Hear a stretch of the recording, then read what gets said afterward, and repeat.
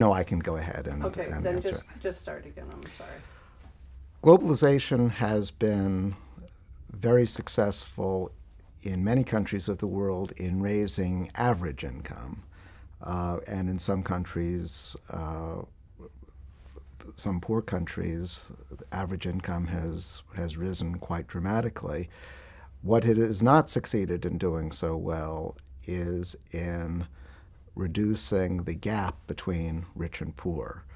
And in fact, in all too many countries, the gap between rich and poor has actually increased, in part due to globalization.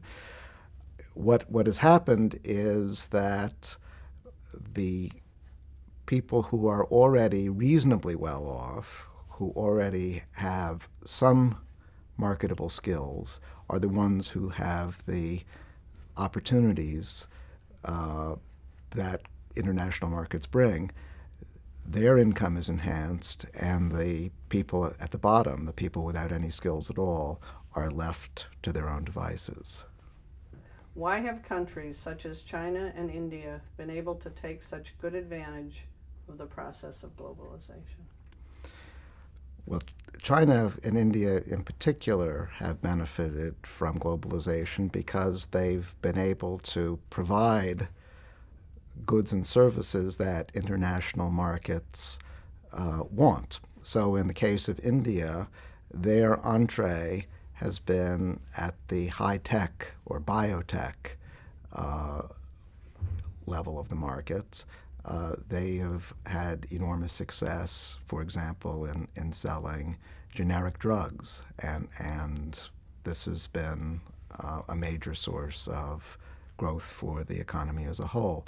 In the case of China, China is sometimes referred to as the factory for the world. So they found a comparative advantage in assembling things that perhaps were initiated, goods that were initiated in other goods. They go to China for final assembly. And again, this is a corner of the market which they do better than anyone else. How has this process affected the continent of Africa? Well, sadly, Africa so far has been rather left behind when it comes to globalization. I hope that will change, but Africa has not been able to participate in global markets in the same way that many East Asian countries, notably China, have, and some Latin American countries have. I think it's time that Africa begin to catch up. How is globalization affected by such a savage economic crisis as we have now? Sadly, the current economic crisis is having its worst effect on countries that are already poor. So although we in the rich countries of the world, United States, Western Europe, are certainly feeling the effect of this downturn, it's people in the poorest countries of the world who sadly are affected worst of all. And in particular, international trade is down, and to the extent that people in these poorer countries rely on international trade, they're now being left out in the cold. Do you remember when the onset of this economic tsunami was first detected? Did you think then that the effects would be what we are seeing now? I think many economists realized that this was going to be a serious event. When housing markets started collapsing, we all knew that we were in for a bumpy ride ahead.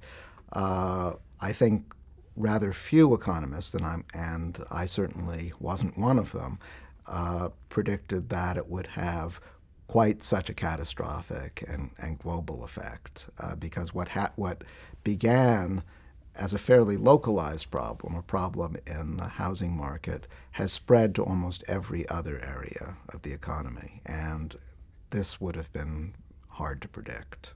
Do you feel that the states and markets will be able to come out of this crisis stronger, at least structurally, so that something like this will never happen again? Well, I'm afraid that we can never set up a system that will prevent financial crises from occurring at all, because each financial crisis is different, at least in some important respects, from the ones that came before. So while I do think it should be possible to set up safeguards which will prevent this particular kind of financial crisis from recurring, and I'm sure we will learn our lesson very well from this particular financial crisis, there will be financial crises in the future which will be sufficiently different from this one that we will not be able to fully anticipate what is coming, and therefore we cannot completely safeguard or protect ourselves from future financial crises. That being said, I think that there are sensible things we can do to minimize the effect of such crises. I'm afraid that we did forget some of the lessons of the Great Depression. We put in, after that depression, we put in place